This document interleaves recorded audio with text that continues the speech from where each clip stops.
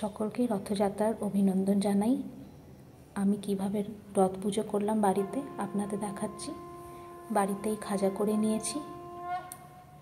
এবার ঠাকুরের পুজো করে নিই প্রদীপ ধূপ জ্বালিয়ে। প্রথমে আমাদের গুরু মহারাজের পুজো করে নিলাম। ভালোভাবে ঠাকুরকে এভাবে সাজিয়ে ফুলে মালা পরিয়ে ফুল দিয়ে প্রথমে গুরু পুজো করলাম, তারপরে সমস্ত ঠাকুরের পুজো করলাম। আমার আসনে এতটা ঠাকুর আছে: নারায়ণ, মা সরস্বতী, লক্ষ্মী, রাধাকৃষ্ণ, গুরু, জগন্নাথ। এই দুটো জগন্নাথের ফটো আমি পুরীর থেকে পেয়েছি, আর এই জগন্নাথ ঠাকুরকে আমি ইস্কন থেকে এনেছি।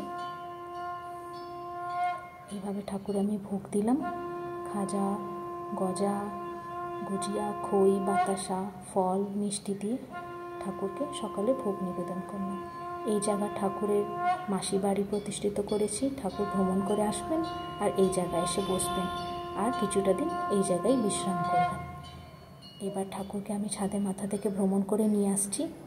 আমার কাছে তো রথ নেই, কিন্তু আমি এইভাবে ঝুড়িতে বসিয়ে কোলে করে মাথা করে ঠাকুরকে নিয়ে ছাদে ভ্রমণ করাই। এইভাবে ঠাকুর সমস্ত জগৎকে নিজে বড় বড় চোখ দিয়ে দেখছেন।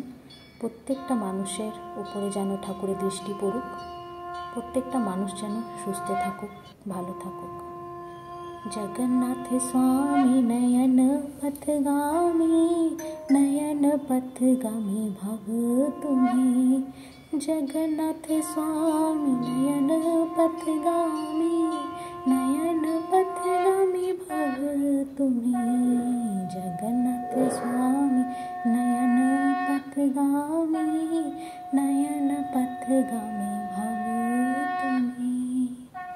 এইবার ঠাকুরকে মাসি বাড়িতে এনে বসিয়ে দিলাম। কদিন ঠাকুর এখানেই বিশ্রাম করবেন, তারপরে আবার নিজের বাড়িতে ফিরে যাবেন। এইবার ঠাকুরের দুপুরবেলার ভোগের পালা। চলুন রান্না করে নিচ্ছি। দুপুরবেলা আমি পায়েস করলাম। কুমড়ো, কাঁচকলা, কচু, পটল, বেগুন, কাঁকরোল এই সমস্ত সবজি দিয়ে ঠাকুরকে একটা সবজি বানিয়ে দেবো। এই সবজিকে বলা হয় বেসর। শুধু জলের মধ্যে ঘি দিয়ে জল দিয়ে সেদ্ধ করে দিতে হয়, নুন হলুদ দিয়ে, আর সর্ষে, মৌরি, জিরে, আদা বাটা দিয়ে নারকেল দিয়ে দিতে হয়। এইভাবে ঠাকুরের এই সবজি করা হয় খুবই সাধারণভাবে। সমস্ত রকমের সবজি ঠাকুর খান না। লঙ্কা খান না, শিমলা মির্চ দেওয়া যায় না, টমেটো খান না, আলু দেওয়া যায় না। এই কিছুটা বেছে বেছে এই সবজিগুলো সবজি করা হয়, তরকারি করা হয়। আর প্রত্যেকটা ভোগের মধ্যে নারকেল থাকে। একটু গোলমরিচের গুঁড়ো দিয়ে দিলাম। লঙ্কা ঝাল ঠাকুর পছন্দ করেন না। আর প্রত্যেকটা ভোগের মধ্যে নারকেল দেওয়া। ঠাকুর নারকেল খুবই প্রিয়, তাই প্রত্যেকটা ভোগের মধ্যেই ঠাকুরের নারকেল থাকে।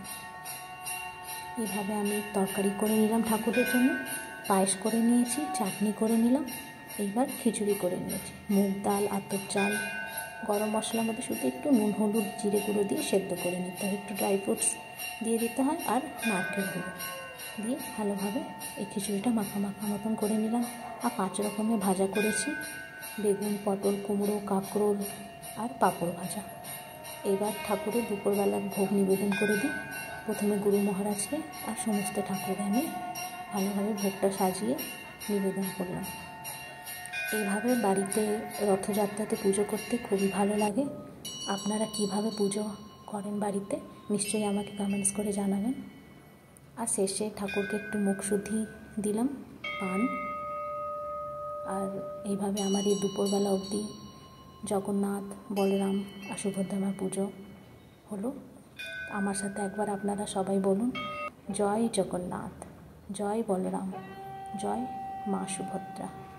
नीलांचल निवासाय नित्याय परमात्मने बलभद्र सुभद्राभ्यां जगन्नाथाय ते नमः।